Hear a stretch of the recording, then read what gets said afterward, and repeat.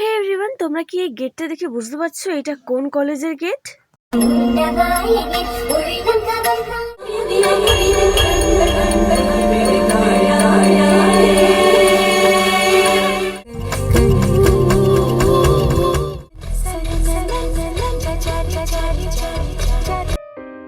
Everyone, welcome back to my new blog. তো আজকে অনেক দিন পর কিন্তু আমি একটা ব্লগ করছি। ব্লগটা হচ্ছে যে আজকে আমাদের কলেজের নবীন বরণ।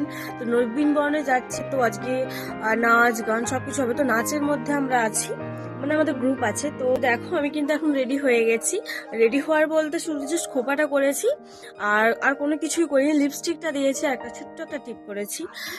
বিকজ এই কারণে করিনি, বিকজ আমাদের অল টোটাল মেকআপ সেখান থেকে করা হবে, তো কোনো কিছুই করা যাবে না।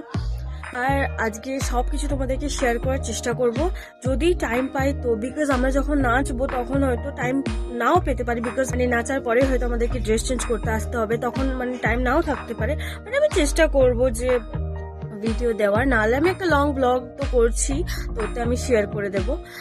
তো চলো এখন যাওয়া যাক। অলরেডি 9টার সময় টাইম ছিল, বাট 9টা ওভার হয়ে গেছে। তো চলো যাওয়া যাক। আর তারপরেই কিন্তু আমি পৌঁছে গিয়েছিলাম আমাদের কলেজে। দেখো এবারে ডেকোরেশনটা গেটে ঠিক এমন ভাবে হয়েছে, খুব সুন্দর লাগছিল দেখতে। আর আমি যখন পৌঁছাই তেমন কোনো লোক ছিল না, আর থাকবেই বা কি করে, কারণ আমি তো গিয়েছিলাম 10টায়, আর তখন তো কেউ আসবে না, মানে সবাই শাড়ি পরে সাজুগুজু করে তো আসবে না। এক সময় কিন্তু ফ্রেন্ডসরা মিলে শাড়ি পরে সবাই সাজুগুজু করে আসতাম, ভীষণই ভালো লাগতো। আর এই দেখো না, কদিন আগেই কিন্তু এই রাস্তা দিয়েই প্রত্যেকদিন রিহার্সাল করতে আসতাম, খুব মজা করতাম। এই নবীন বরণ আসবে আসবে করে এসেও গেছে এবং চলেও গেছে, মানে সময়গুলো কিভাবে এত তাড়াতাড়ি চলে যাচ্ছে একদমই বলার বাইরে। তারপর রিহার্সাল রুমে এসে দেখি অনেকেই চলে এসেছে, কিন্তু আমার এখনো মেকআপ হয়নি, সব রেডি হয়ে খালি বলে ছবি তুলতে। তখন মেকআপ ড্রেস কিছুই হয়নি, তো সেই জন্য ভেবেছিলাম একটু স্টেজটা দেখে আসি যে কোন দিক দিয়ে ভিডিও নিলে আসবে, তো সেই জন্য দেখতে গিয়েছিলাম। আর তারপরেই গিয়েছিলাম ক্যান্টিনে খাওয়ার জন্য। আর এই ক্যান্টিনটাকে কিন্তু ভীষণই মিস করবো, কারণ সব বন্ধুরা মিলে আমরা এখানে আড্ডা দিতাম আগে। আর এদিকে দেখো কেয়া রানী ফরফরানি আমাদেরকে এখন সবাইকে প্লেট দিচ্ছে ও, আর প্লেট দেওয়ার পরে কিন্তু ও সবাইকে ভাতও সার্ভ করছে। আর এটা দেখো ঝগড়া লেগে গেছে, এ বলে আমি ভাত দেবো, সে বলে আমি ভাত দেবো। আর আমার পাশে একজনকে দেখো, এ বলে তুমি এত ভাত দিলে কেন, আমি কি এত খেয়ে নাচতে পারবো না। 1 মাস আগে আমরা কেউ কাউকেই চিনতাম না, বাট এই কদিনের মধ্যে আমরা এমন ভাবে চিনে গেছি সবাইকে, আর এমন ভাবে ভালোবেসে ফেলেছি, জাস্ট কোনো কিছু বলার নেই। আর এই ব্লগটা আমি এডিট করছি ঠিকই, বাট খুবই মিস করছি তোমাদের সবাইকে। আর এটা ব্লগ নয়, এটা ঠিক স্মৃতি বলতে পারো একটা, কারণ এই জীবনটা আর আমরা কোনোদিনও ফেরত পাবো না, ঠিক স্কুল লাইফের মতো, যেটা কিনা আর চাইলেও পাবো না আমরা।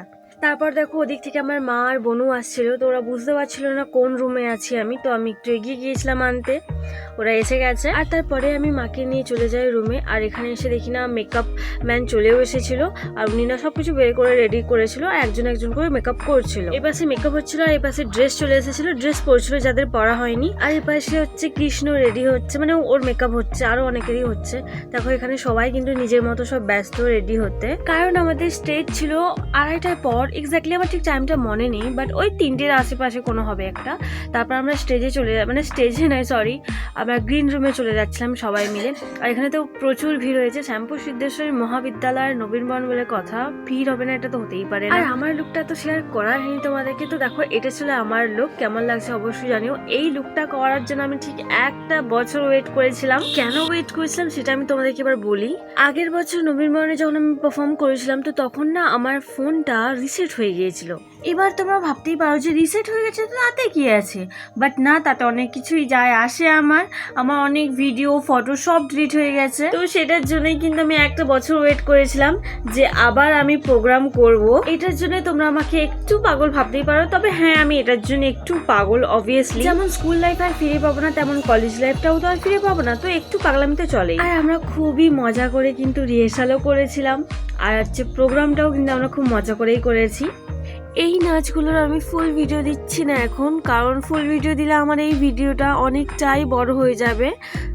বাট আমি যেই নাচগুলো করেছি ওগুলোর ছোট ছোট ক্লিপ আমি পরে পরে শেয়ার করে দেব যে কোন কোন নাচগুলো আমি ছিলাম, আমি করেছি। আর এই সব ভিডিও কিন্তু আমার বোনু করে দিয়েছে, মানে যেইগুলো ওকে বলেছিলাম এমনভাবে নিতে ও নিয়েছে। ওকে যেমনটা বলেছিলাম যে লাস্টের দিকে আমাকে ফোকাস করতে, তো দেখো আমাকেই নিয়েছে। আমার বোনু হচ্ছে আমার পার্সোনাল ফটোগ্রাফার। আর প্রোগ্রাম শেষ হয়ে যাওয়ার পর কিন্তু আমাদেরকে রাখি পরিয়ে সম্মানিত করা হয়েছিল এবং গিফট দিয়েছিল সবাইকে। আর আমার পাশে যিনি ফুল নিয়ে দাঁড়িয়েছেন ইনি হচ্ছে পল্লবীদি, ইনি আমাদেরকে নাচ শিখিয়ে পুরো রিহার্সালটা করি আমরা প্রোগ্রামটা করেছিলাম। আর হ্যাঁ, আর একজনের নাম না নিয়ে আমি কিন্তু পারছি না, সেটা হচ্ছে আমাদের সবার প্রিয় রাহুল দা। এনাকে চেনে না এমন কেউ নেই, যারা এখন কলেজে পড়ো তারাও চেনো এবং পরবর্তীকালে যারা আসবে তারাও চেনে যাবে যে রাহুল দা কতটা ভালো একটা মানুষ। তো এনারাই হচ্ছে কিন্তু রাহুল দা আর পল্লবীদি, এনাদেরকে আমার তরফ থেকে অনেক অনেক ভালোবাসা। আর ইনি হচ্ছেন আমার মা, তো মাকে তো নিয়ে যেতেই হতো, কারণ একটা নাচের পরে আবার অন্য নাচের জন্য রেডি হওয়ার জন্য ড্রেস খোলা, আবার ড্রেস পরা, অনেক কিছু ব্যাপার। তো মা আমাকে ভীষণই হেল্প করেছে, ভীষণই। মা না থাকলে তো প্রচন্ড প্রবলেম হয়ে যেত, কারণ দেখো সেখানে সবারই নাচ থাকে, তো নাচ থাকতে থাকতে কে কার ড্রেস ধরবে, কে কার সাজ খুলবে, এগুলো তো হয় না, তো সেই জন্য কিন্তু মা ভীষণ হেল্প করেছে। আর শুধু আমারই মা ছিল না, আরো অনেকেরই মা ছিল সেখানে। আর দেখো স্কুল লাইফও শেষ, কলেজ লাইফও শেষ, আর এই বছরই আমাদের কলেজটা কমপ্লিট হয়েছে আমাদের। আর সেই জন্য হয়তো আর হুটহাট করে আর কলেজে আসাও হবে না, বন্ধুদের সাথে দেখা হবে না, সেই জন্য মন ভরে কলেজটাকে দেখে নিলাম। খুব মিস করবো, আবার কবে আসবো না আসবো তার নেই ঠিক। তো চলো এখন টাটা, বাড়ি গিয়ে তোমাদের সাথে আবার কন্টিনিউ করছি। তো এখন কিন্তু দেখো বাড়ি চলে এসেছি, আর আমাদেরকে দুটো টিফিন দেওয়া হয়েছিল, মানে সবাইকে দুটো করে টিফিন দেওয়া হয়েছিল। আর এই যে গিফটটা দেওয়া হয়েছিল তোমাদেরকে তো একটু আগেই বললাম।